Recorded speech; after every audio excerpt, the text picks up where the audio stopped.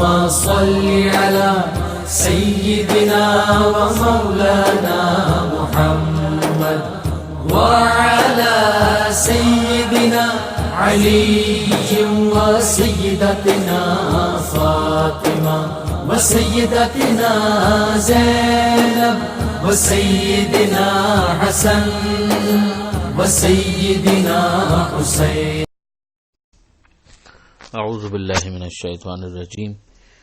بسم اللہ الرحمن الرحیم. الحمد للہ رب العالمین والصلاة والسلام علی اشرف الانبیاء والمرسلین واہل بیتہ الطیبین الطاہرین المعصومین. اما بعد. سورہ مبارکہ بقرہ آیت نمبر 216 سے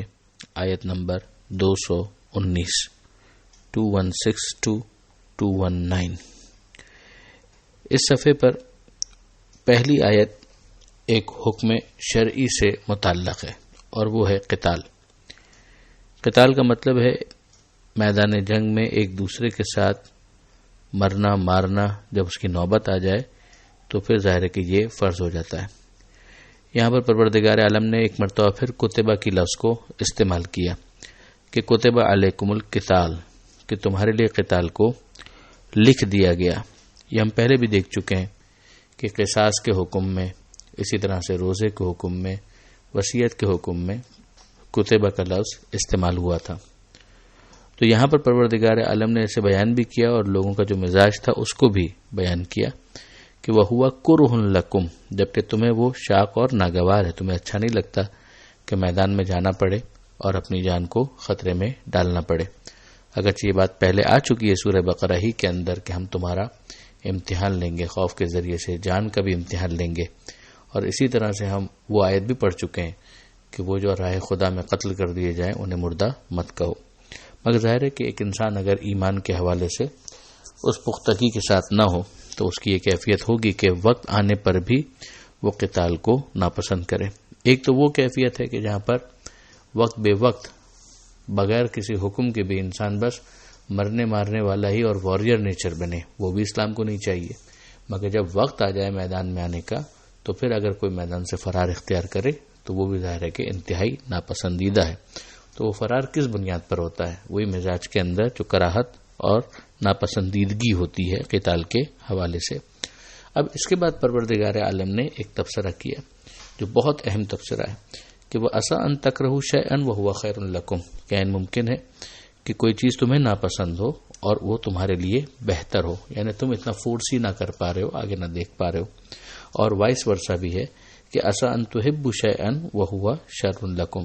کہ تم کسی چیز کو بہت پسند کر رہے ہو اور وہ تمہارے لیے ناپسندیدہ ہو، تمہارے لیے بری ہو. اللہ جانتا ہے اور تم نہیں جانتے. اب یہاں پر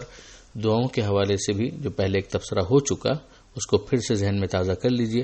کہ اگر ایک انسان دعا مانگ رہا ہے مگر وہ دعا خود اس کے لیے مفید نہیں ہے اور وہ نہیں جانتا،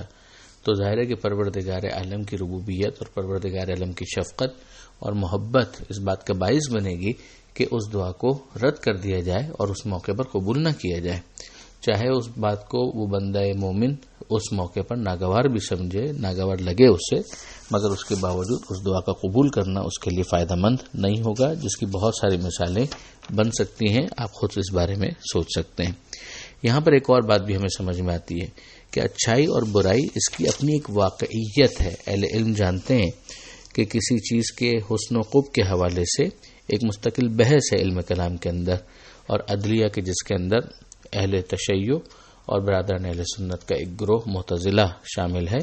وہ عدلیہ مل کر کہلاتے ہیں اور ان کا وہی مسلک ہے کہ حسن و قبح ہوتا ہے اور اس کی ایک واقعیت ہے. اس کے مقابلے میں ایک دوسرا گروہ بھی ہے، مگر یہ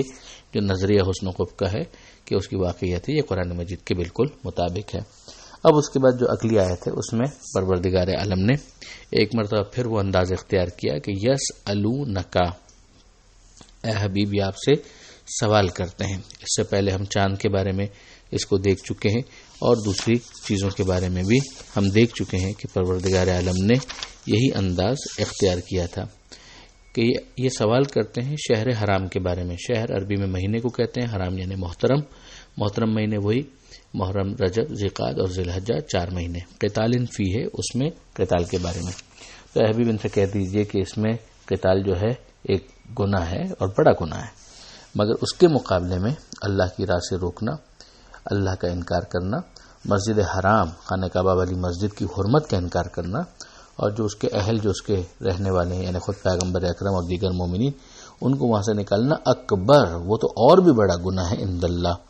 والفتنہ تو اکبر من القتل، اور فتنہ جو ہے وہ تو قتل سے بھی بڑا گناہ ہے۔ اب اگر آپ دیکھیں کہ اس کا ایک بیک گراؤنڈ بتایا گیا کہ کچھ مسلمانوں نے رجب کی پہلی تاریخ یہ سمجھ کر کہ ابھی چاند نہیں ہوا ہے، مشرکین کے کسی گروہ پر جو لوٹ مار کے لیے مدینے کے اطراف میں آیا تھا،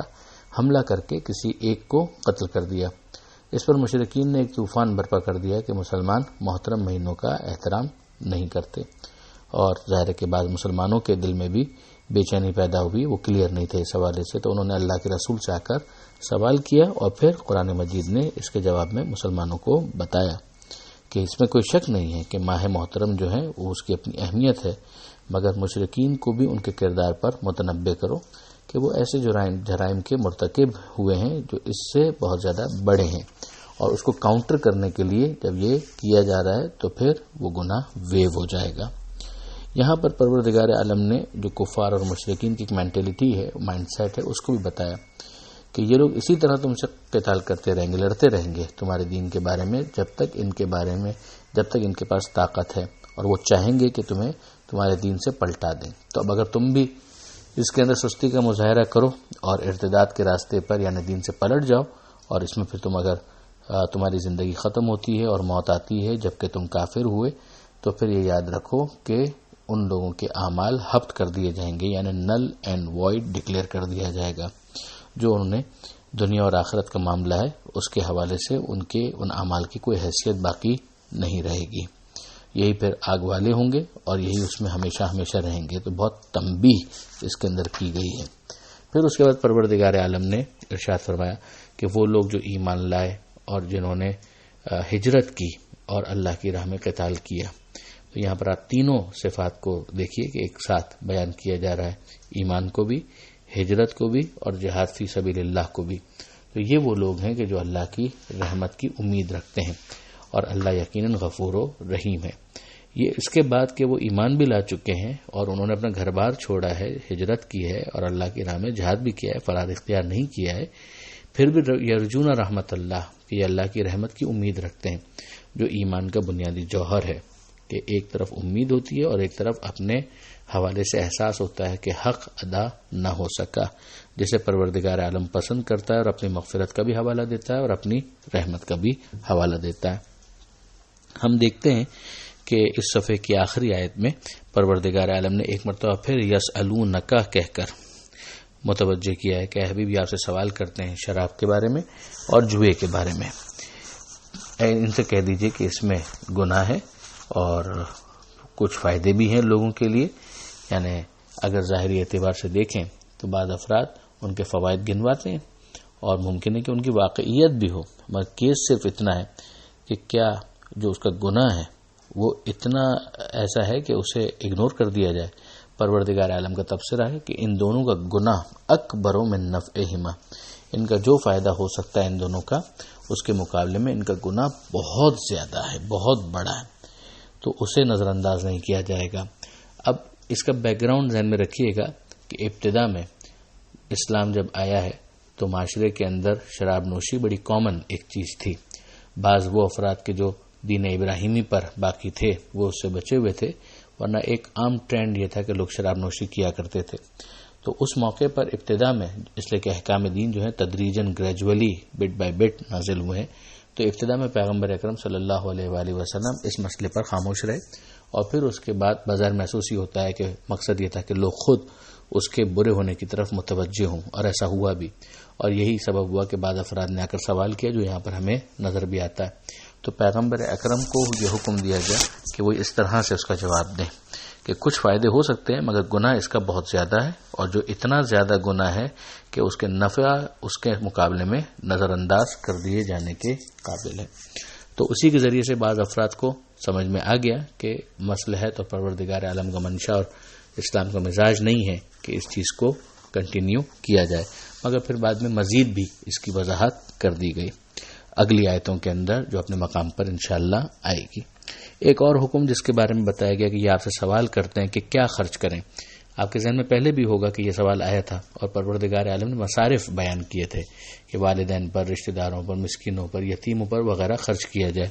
مگر اسی سوال کو واپس ریپیٹ کیا گیا کہ کیا خرچ کیا جائے، کہ وہ مقدار کتنی ہو۔ تو یہاں پر کہا گیا قل العف، کہ جو بچ جائے اسے خرچ کر دو،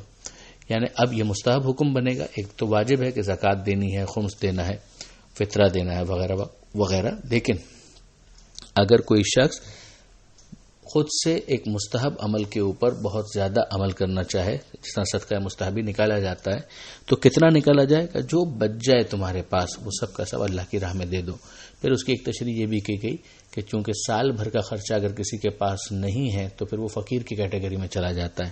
تو فقر کے حد تک وہ نہ جائے، لیکن سال کا جو خرچہ اس کے پاس ہونا چاہیے وہ رکھ لے، اور باقی جتنا بھی اس کے پاس ایکسٹرا ہے وہ خدا کی راہ میں خرچ کر دے۔ تو یہ ایک بہت ہی اہم مستحب عمل ہوگا۔ ظاہر ہے کہ شریعت نے اس کو واجب نہیں قرار دیا، مگر اس آیت کے ذریعے سے اس کے مستحب ہونے کا بالکل پتہ چلتا ہے۔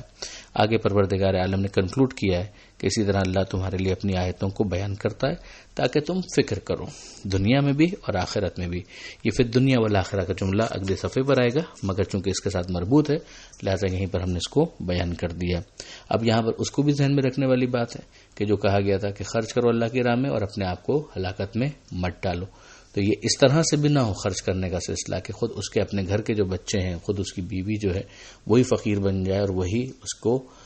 لان تان کرنے لگے اور ایک اور مسئلہ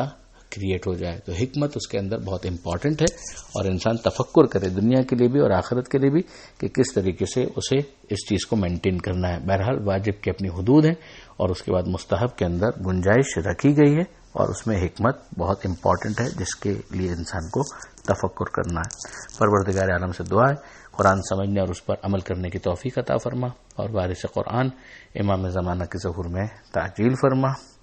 وآخر دعوانا ان الحمد للہ رب العالمین، والسلام علیکم ورحمۃ اللہ وبرکاتہ۔